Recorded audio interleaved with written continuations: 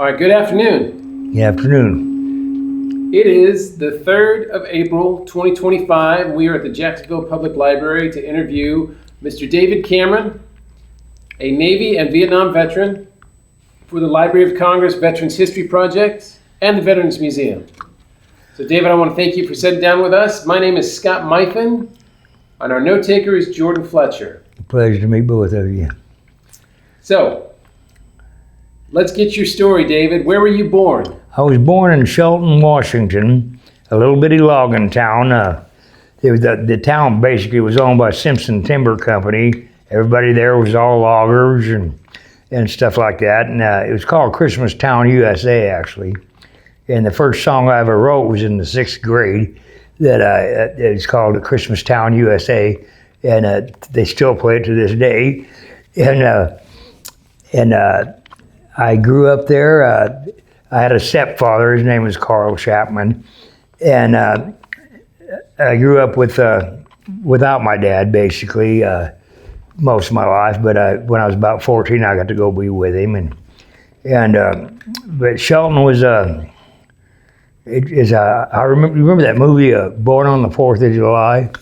Well, except for the fact that I came back without a scratch.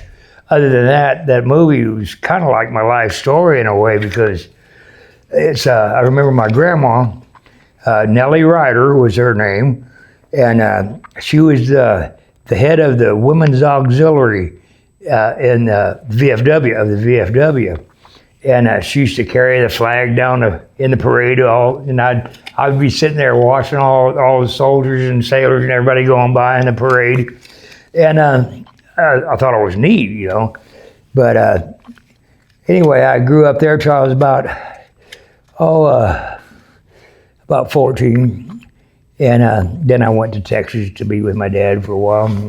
But I joined the Navy in Washington. I joined the Navy Reserves there, and growing up in that little town was, like I say, back then it was such a small population. It was a small town, USA, for sure. And I pretty much after I went in the service, I never went back for quite a while. But question for you. What year did you join the Navy Reserve? 1963. Did you have any other family members that had served in the military? My father and my grandfather. I found out later on about my grandfather, but my father never knew his father until I found out about it. My dad grew up in an orphanage, and when he was old enough, went in the service. He was a first-class cook on a USS Boxer, and he drove landing craft. And in fact, my brother and I went to a ship's reunion of his one time, and the captain of his ship told me and my little brother, said, "I'll tell you what, that little daddy of yours was the bloodthirstiest man on the ship." And I thought, wow, because I had no idea that my father was bloodthirsty. But I mean, you know, World War II was a bad war, and people they hated things, you know, and it was a all-out war effort. World War II was. So Dad never talked about it that much, but anyway, I know that he drove landing craft, and he was first-class cook. And you mentioned your grandfather had been in World War I, but your dad didn't know about that. How did you find that out? I found that out through these ancestry things. I was trying to find out who my dad's dad was, because we had one picture of my grandfather. We had one picture of him that came from one of my aunts or uncles or something. That one picture of my grandfather's in his uniform, and that was World War I, you know. But anyway, I still have a picture of him. But my dad he never knew his father, because he got killed, of course. But anyway, what else would you want to know? So both your dad and your grandfather were Navy? Yes. And how did you choose to join the Navy Reserve? How did I join the Navy Reserves? Why did you join? I believe it or not, I fell out my country needed me more than high school did. And I quit school in the last semester of high school. I could have graduated if I'd have waited another semester or whatever. I could have graduated, but I just felt that my country needed me in Vietnam more than I was needed in school. And of course, that was a mistake on my part, because had I graduated, I probably could have done better. And also, I come from a family of, I'm the oldest of 8 children, and I changed diapers on every one of my brothers and sisters, every one of them. And but at the time I joined the service, I felt guilty for leaving my brothers, my siblings behind, because my mother was married several times, and at times I was the only man of the house, and but anyway, I just wanted to go out on my own, and so I joined the service, and I had to have my mom sign for me, actually. Actually, she signed for me, and then I turned 17, and I was actually in the Navy Reserves. When did you leave for boot camp? When did I leave?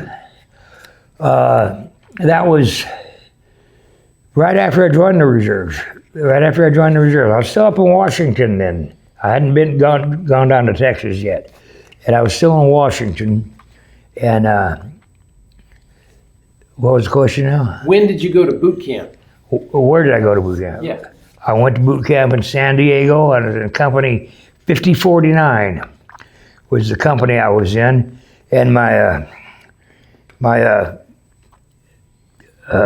commanding officer of my deal there was Mr. Majors. He was a first-class bosun's mate, a black guy, and I'll tell you, he was really a good man. But that's where I went to boot camp. That was San Diego, Company 5049. Do you have any other memories from boot camp that you want to share with us? Pardon? Any other memories from boot camp? Boot camp? Oh gosh, yeah. The grinder, for one thing, all marching. And one time, this buddy of mine, I got caught grab ass, and we were snapping towels at each other. And Mr. Majors came along. He said, he made me tie this towel I was snapping with, tie it around our necks, and we had to run around the grinder with these around our neck. It was just before chow time, and when it came chow time, he told us to keep running until those towels were dry. Oh, it's chow time, and anyway, I made it to chow, but I wasn't, but the towel wasn't dry yet, but I still made it to chow. And where'd you go after boot camp? Back to Then Washington? Then I went to Texas. I was gonna try to finish out high school there, and but like I said, I quit school, and I wanted to be a hospital corpsman. That's when I went to Great Lakes. From there. What was it about being a hospital corpsman that made you want to do that? Well, I didn't want to kill nobody. All I wanted to do was help people and save people. If that's what I chose to do, it just didn't work out for me. Why didn't it work out? Because I got married. When did you get married? Pardon? When did you get When married? I got married in Great Lakes. I met my wife in the train station there in Chicago, and I just bumped into her, and it's almost like one of those war movies, where you bump into this girl and they fall in love, and anyway, that's what happened. We fell in love, and I got married, and we were married 2 weeks before I got shipped out, and Were you allowed to get married while you were in training? No, that's why they put me out of horse school, because I got married. I guess that's why, or I might have, I don't know if my grades were up or what reason it was, but it was only a week or so before graduation. But anyway, put in that situation, my wife, she grew up in an orphanage too, and so she didn't really have any family to go to or to speak of. So I sent her to live with my mom and my family, who she didn't even know.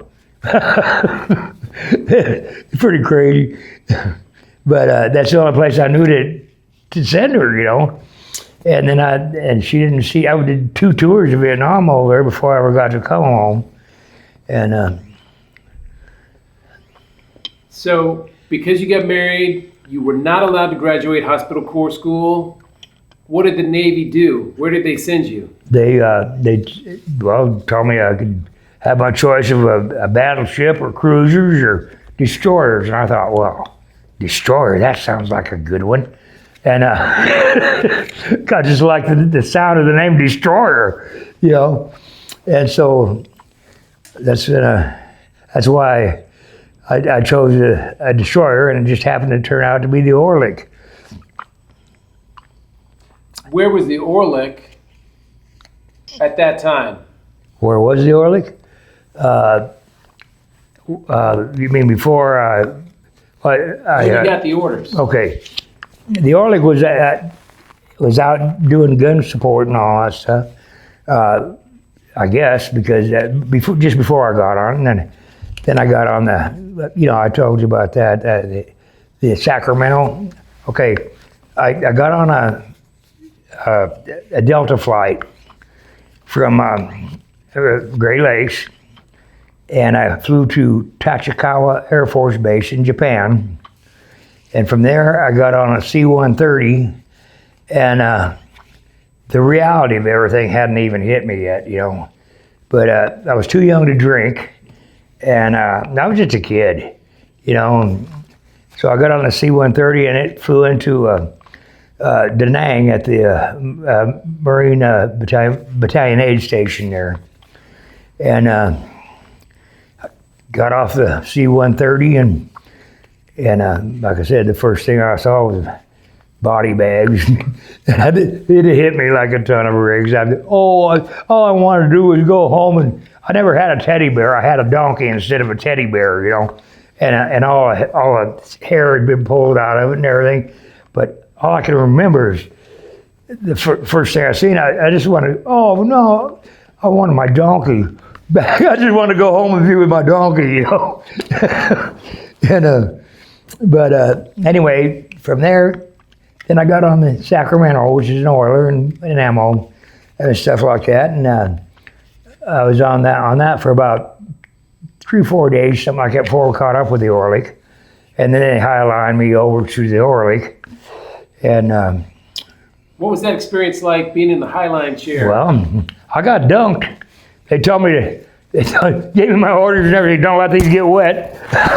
And I was sitting in there in the bosun's chair going across there, and of course, when the ships went like that, well, down I went, up through my neck. I thought it was over with. Anyway, I got over. It was all underway while I was doing this, and so I finally got on deck there, and from there I went to sick bay, and till I found out that I wasn't supposed to be in sick bay. Did you go to sick bay on your own, or did someone send you there? Well, they saw my insignia. I still had the insignia from Hospital Corps School on there, and it had the caduceus and a apprentice, and I still had that on there. But so that's why they put me in sick bay right away, you know. And I was sitting there giving shots and stuff and for a couple of days, and they said, "Hey, you're not supposed to be here." And then they put me in the deck ward in WD division. What rating was that? What rating? What rating? Bosun's mate. Yeah. So I didn't want to be a bosun mate, but after a time, it grew on me, and I said, well, this is what I'm stuck with, so I better make the best of it. And so I started paying attention and doing what I was supposed to do. And I had all my qualifications in for third class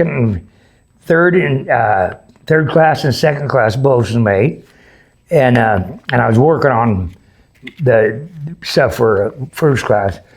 But I was a leading seaman for a couple of years. But before I couldn't, in the bosun's mate rate, you had to wait for an opening. It's not like other rates; you can advance pretty quickly. But bosun's mate's a tough rate. What was the work like? What was the work like? Well, chipping painting everything, and swabbing the decks, and handling lines, and underway watches. And I was at the helm. I got to be pretty good at the helm on helm watch. Helm watch was a tricky thing because the rudders don't respond immediately when you turn that wheel around to bring it to your degrees. Well, it takes a while for the rudders to react. So by the time it gets to where your heading is, well, then you got to swing it back to keep it right on there. So it was pretty tricky. I had to keep it going all the time to keep it right on course. It was, but I learned how to do that, and I was pretty good at it. That must have felt great because you were steering the ship. Yes, it was a neat feeling. Yeah, we even went through a typhoon in the Taiwan Straits, and you ever seen that movie, The Perfect Storm? Those were 30-foot waves.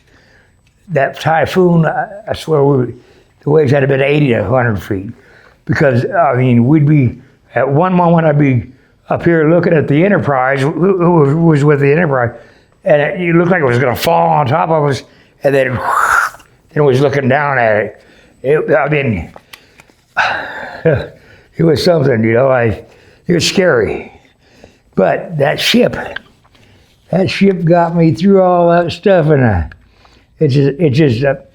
I loved it, man. I loved it. What were the sailors in deck department like? The what? Your fellow bosun's mates. What were the sailors in deck department like? In the WD division, two of them that I knew pretty well died, but for the most part, I got to tell you about Jacobs. Jacobs was the first class bosun's mate with 4 gold hash marks, and when I met him, and when I first got on there, like I said, we first went out into a mission thing, and I kind of freaked out, and get yourself together there, son. And I said, I'm going to tell the captain. He said, go ahead. I looked in the bridge at the captain. The captain was giving me the stink eye, I said, I knew better than to say anything. So I got myself together. And anyway, for some reason, Jacobs took a liking to me and kind of took me under his wing, and taught me things. Taught me, I have to say, he was my sea daddy, I guess, because he taught me everything I knew about being a bosun's mate. And he was quite a character himself. I probably shouldn't say everything. He was a true 7 seas sailor. I mean, tattooed from his neck to his ankles, and he was a scary person at first, but I learned to love him like a dad almost, and So he was a good role model. Yes, he was.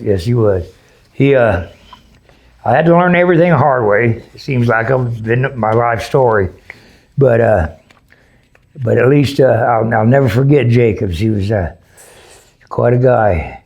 I don't know, but I heard that he was busted down to seaman recruit by the time he got out. But did you pick up any tattoos? This is another. There's so many stories to tell you that I don't know which ones to say and which ones not to say. But we'd fired so many rounds that we had to go into Yokosuka and go in a dry dock, get fitted with barrels, and new gun barrels and stuff like that. Well, while we were in dry dock, by then I'd made E3, and I had the duty one night, and Jacobs was he was a sailor, like I said. He went ashore, and sure enough, Shore Patrol brought him back, and but he went ashore again. This time though, he went over down the lines and went over the rat guards and went ashore. Well, Shore Patrol got him back again, and we were in dry dock, mind you, and the bullnose of the ship was about, maybe from me to you, or maybe a little further away from the caisson that was all dry in there. And he said, "Come on, Cameron, we're going ashore." I said, "Jake, I can't do that, man. I got the duty. I can't go ashore." He said, "Oh, come on." I said, How are you gonna get over that, get ashore again? And I said, "I ain't going." And he said, "I'm gonna jump the bullnose." And man, that guy got out there, and I was sitting there watching him, and he just barely caught onto it and barely pulled himself up. And he said, "Come on, Cameron." And I said, but anyway, they brought him back again. But I don't know. He's quite a guy. I wish I could see him again, or so. I don't know if he's dead or alive. I don't know, but You said that BM1 Jacobs had tattoos. Did you get any tattoos while you were in the Navy? yes, I did. When we got to Hong Kong, I did, and I got such stupid tattoos. I got this one here, this mouse thing here, and well, then I thought, well, I got a tattoo here, and this side didn't have nothing on it, so I got this tattoo here, and and then I thought, well, that doesn't look right, so it just went on and on. That's the way it goes, I guess. Was the ship home ported in Japan? And yes, that was a home port with Japan, Back in Yokosuka. Yokosuka, yeah. Yokosuka, yeah. Did you enjoy visiting Japan? Pardon? Did you enjoy visiting Japan? Oh, yeah. Honcho Street, I'll never forget that. That's where all the bars were, of course, And like I told you before, the girls called the ship Hachachoko. And I never forget, I was at the bar one time, and this girl said, "Oh, Hachachoko." And anyway. And that's Japanese for 886. Yeah, right. The ship number. But it was pretty popular amongst that ship was pretty popular amongst all the bars, I guess. Well, the Hancha is still there. Oh, really? Honcho Street? I can't imagine what that'd be like. I went to, when we got to, I told you I got my tattoos in Hong Kong, and I'd heard about this gal named Hot Pants Molly Malone, and she was half Chinese and half English, and she owned this bar over in Kowloon, which is across the bay from Hong Kong, and it's called the Waltzing Matilda. But boy, I tell you what, I never met a woman in my life like that. She was like Jacob's tattooed up down, and she was pretty wild lady. What was the ship's main duty? You said gunfire support. You were on the gun We line. were with gunfire support. Yeah, that, and of course we. Well, that's all I remember really, doing gun support. Any carrier escort? Pardon? Yeah, Carrier well, escort? yeah, we did. We were with aircraft carriers and stuff as well. But the most I remember was about the gunfire support offshore. How close was your berthing to the gun mount? Basically, it was just about on top of it, directly underneath it almost. as you come down the fantail ladder, my bunk was the second one, right at the end. When you come down the ladder, my bunk was right there. There was three. We were stacked in there three high. I was in the second bunk. And Rack, whatever. How close were you to the rear gun mount or the aft gun mount? Well, I worked in the lower handling room, and I worked up in the mount as well. Were you able to sleep through the gunfire? No, nobody was sleeping then. Nobody was sleeping then. And I remember the propeller shafts right back there in the fantail. They were loud all the time too, especially when it was underway. But, how many years were you on the USS Orlick? well, I got aboard her in '64 because I was 18. They had to wait till I was 18 to send me over there. So I was 18, and I was just, well, I look back on it now, I was so young. So when did you get off the ship? Where was I what? When did you get off the ship? When did I get off the ship? Okay. After we'd gotten our 14th battle star, we were headed home. And I'll never forget this.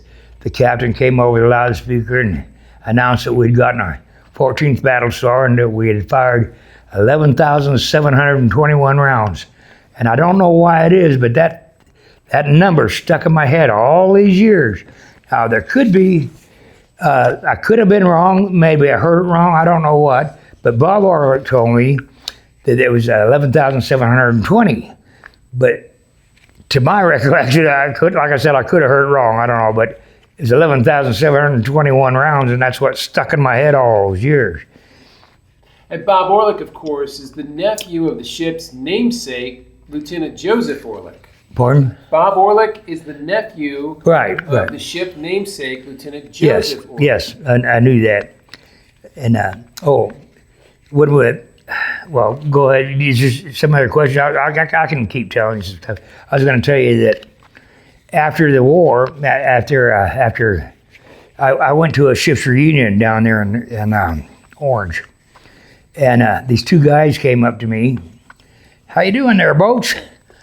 And I said, well, fine, how are you? And I said, I was on this ship from 1964 to 1967, and I was a boatswain's mate. And they both said, we know that. And I said, well, what did you do? I was the captain, and the other one was the XO. And he said, can we get you a beer, Boats? They went and got me and themselves a beer and sat there and drank beer with me. And before, I didn't even know their names, basically, because I tried to stay out of their way. But they knew me. They knew me. It's amazing. That is impressive. Yes, it is. And well, that's why they were officers and I was an enlisted man, because obviously officers pay attention to detail. How did your wife do in Washington while you were in Vietnam? Well, that's a sad story about that. Basically, I only got one or two letters the whole time I was over there, and when we came home, this is okay. When we came home, we pulled into Long Beach, and there was a demonstration going on, and they were throwing garbage at us and calling us names, and I thought to myself, what happened to my country while I was gone? What happened? I felt so out of place in there. Everything was, I was expecting something different, like welcome home heroes or whatever, and but that didn't happen. And so from there, I was looking at, I remember the crowd on the pier and everything. People had family there, and everybody's family showed up, and everybody but mine. And I kept looking in the crowd, looking for my wife, and I knew she had to be in Long Beach somewhere. So I'd gotten paid, and I had some leave time, And I only had one letter to go by to find her, and I went there, and this guy, he was married to this other lady, and my wife had been staying with them. She had left my mom's and was staying with these other people. And that guy knew who I was the minute he saw me. He said, "You're David, aren't you?" I said, "Yes, I am. You see my wife?" "Well, yes, I do. Yes, I know where she's at, David." But anyway, I don't want to get into that too much. How many months were you there in Long Beach? I had 30 days leave. Now, had I not missed ship's movement, I would have wound up back over again. The thing about my marriage was I was just ready to go back, and I just wanted to go back to Vietnam. I didn't feel like I even belonged here anymore.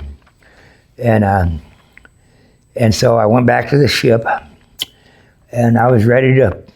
We were on 24-hour standby to pull out, and then she called me and she told me that she was sorry and wanted to be with me and stuff like that. And I overextended I had a short leave there, and I overextended it, and I missed ship's movement. And so I had to finish out the rest of my hitch on the USS Oklahoma City.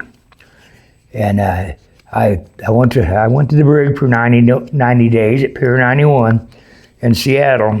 And when it went to the court, basically, they viewed my record and stuff like that. And this commander said, "Cameron, do you love the Navy?" And I said, "Yes, sir, I do." He said, "Well, if you keep your nose clean, looking at your record here and everything, he said, keep your nose clean for the next 6 months, you'll get out of this man's Navy with an honorable discharge." And I did. And those are things that I don't like to recount too much, but it is part of the story nonetheless. And You got out in 1967. Where'd you go? Well, I went to when I went AWOL. You mean? After the Navy. Well, after the Navy. Oh, from there then I moved back I went back to Washington State, up to Shelton, and I worked for a logging company and became a logger for a while. And then things just, I don't know where to go with this story from there, but well, let me take you back to the very beginning, because you mentioned when you were 16, you wrote a song about Christmas.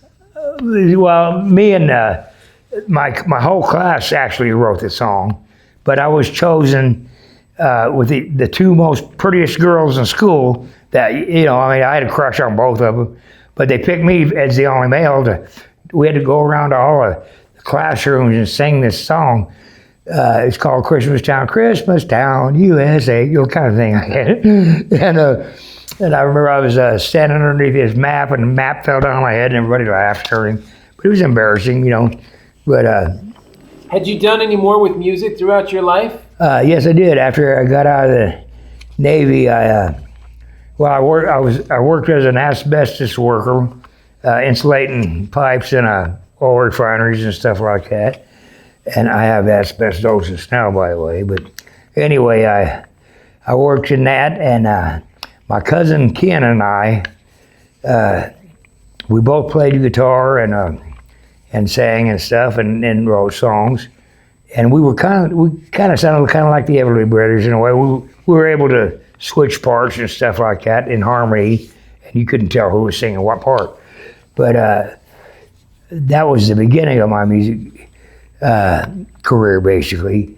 But I didn't start playing professionally until I was about 30. I started playing professionally then. And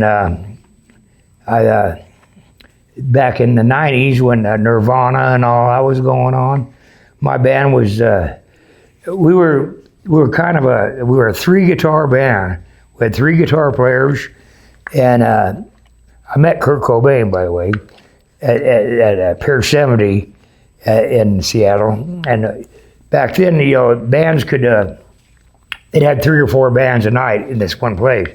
And I was up in the loft with Kurt Cobain, and he said, "What's the name of your band?" I said, "A rock and roll band."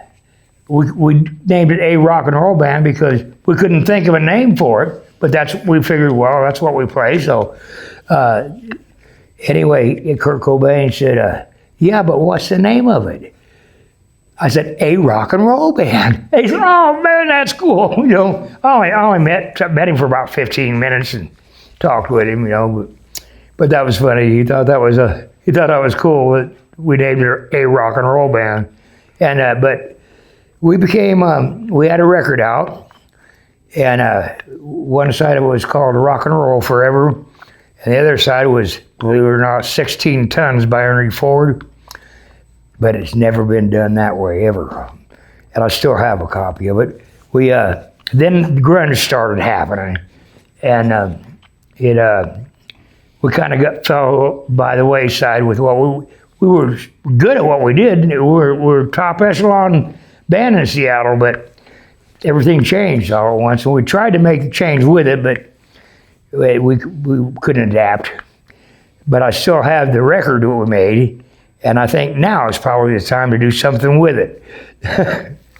Because, in fact, our manager, we had to get permission, had to pay for permission to do the song because it was owned by Elvis Presley Records. Well, we paid for that, and we got the rights to do the song our way. And I remember Keith Waldrop was his name, our manager. He sent a copy of it to Tennessee Ernie Ford, and he wrote him a letter back, and we still got that, but it says, "Thank you for not butchering my song. Everybody else that's done it has butchered it, but you guys did a good job of it," And so anyway, we never did release it. Well, we did release it, but it played in Seattle on the radio for about 3 days, played up in Canada for about 2 weeks, on a radio station up there, but that's as far as it ever went. But I think now would probably be the time to do something with it. Yeah, that's pretty cool, especially if Tennessee Ernie Ford liked it. Yes. And you stayed in the Washington area? Oh yeah, for quite a while. I was my wife and I were divorced and everything by then, But I started playing when I started playing professionally. We had quite a track record. We had 41 original songs and 40 cover songs that we did. And so after that, after that band split up. Well, then I went to another band called Blue Truth Band, and I kept on going with that until just here recently. I got an infection in my spine, and Brian Flynn, who played with Sammy Hagar, like I said, he just died just recently, and I got this infection. I haven't played since COVID came out. When COVID came out, my whole career just stopped. Seems like, but anyway, my hands are still kind of. My guitar hand here, it's stiff, that's why I can't play it like I did before. But what type of things did you learn in the Navy? In what? What type of, lessons did you learn from the Navy? Oh, well, I grew up on the oil rig, basically. We all did. Most of us grew up on the oil rig. And I have a deep, deep love for that ship. Every time I set foot on it, sometimes I just break down, and start bawling. And that's what I did today. I didn't want to, but I couldn't help it. So you currently live in Washington State? Currently? Currently. Yes, I do. And I live in Elway, yeah. Y'all drove 4 days to come and visit the USS Orlick Naval Museum. Pardon now? You just drove 4 days to come visit the Naval Museum here in Jacksonville, Florida. Yes. Because I'd heard that she was looking good, and the times I'd seen her before, she was a rust bucket, And but I I still had a love for the ship. Like I said, I stayed on it for a week there with my dog. And saved it from sinking. Yeah, and it got in the newspapers as well. And how does the ship look now? Oh, it's immaculate. It looks great. It looks the way it should. I'll never forget, I spent 2 Christmases over there in Japan, and I remember Destroyer Row, where all the destroyers were tied up and stuff. They had the Christmas tree lights on. It was the most beautiful sight. I mean, destroyers all in a row, lit up with Christmas lights and stuff. It was really neat. Did you have to put any of those lights up? Oh yeah, oh yeah, yeah. We did that stuff, and we had a tarpaulin over the fantail, where it was just beautiful. It wasn't open sky back there. We had a tarpaulin from the gun mount. It kind of wrapped around the gun mount, and it was back on stanchions. You could stand under it, you know. You told us earlier when the ship came back from Vietnam, there were protesters when you pulled into port. Yeah. How did you feel about that? Well, honestly, I was flabbergasted. I couldn't believe my eyes, and I couldn't believe what was happening. And I thought, what happened to my country while I was gone? And because it just blew me away. I couldn't believe it, and all that stuff caused me to have PTSD. I'm 100% disabled from it, but it is what it is. But my love for the Orlik is the main thing. Going to see the Orlik helps my PTSD, believe it or not. And but I was totally unemployable there for a long time. I hit the dredges, you know, and but I came out of it. What does it mean to you to be a Pardon? veteran? Pardon? What does it mean to be a veteran? What does it mean to be a veteran? Well, I would tell anyone that I'm proud that I served my country. And when we run out of people, freedom isn't free. Freedom is paid for in blood. And yeah, bad things happen in war. Innocent people die. It happens all the time. But I love my freedom. And to me, since freedom isn't free, you got to be willing to put your life on the line to be free. And that's what I believed. I wanted to do that. I wanted to put in my 2 cents and do my part for my country, for freedom. And but I gotta be honest with you. What I see now, it really turns my stomach.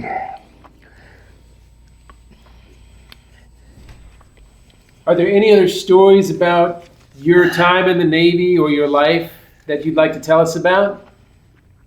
My time in there's a lot of stuff. I could go on for hours about it. I was stationed at Treasure Island. I went AWOL, okay?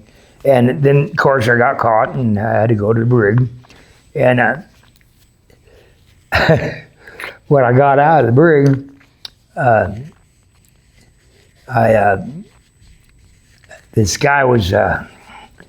this one guy had civvies and stuff. I didn't have no civvies or nothing yet. My hair was still bald. and I didn't have any civvies or anything. This guy had this black motorcycle jacket and these scooter boots, and he really looked the part, you know. I thought, man, that's cool. And he said, I'm gonna go up and check out the hippies in Haight-Ashbury. You wanna go along? I said, well, sure. And because I was curious as to what's going on here with all this peace and love and all that stuff, and I didn't understand it.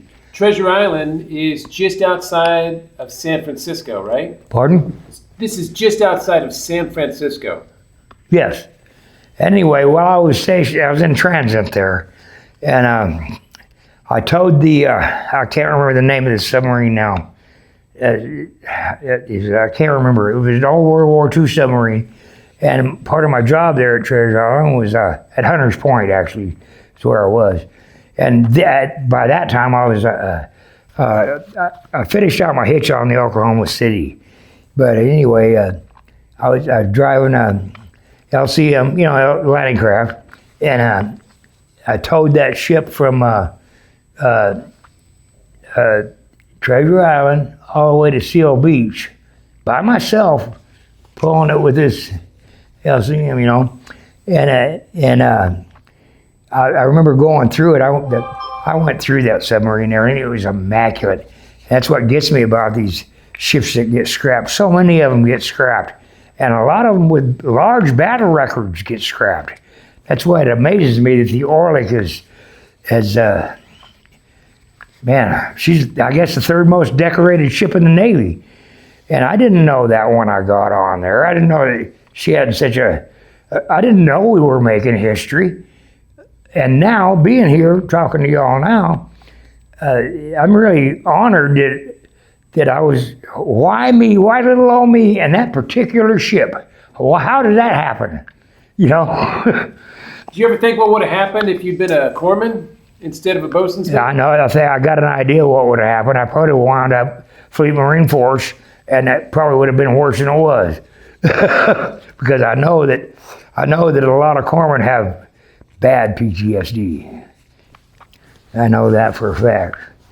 So I think I was, in a way, as fate would have it, I was probably lucky that I had to be bosun mate instead.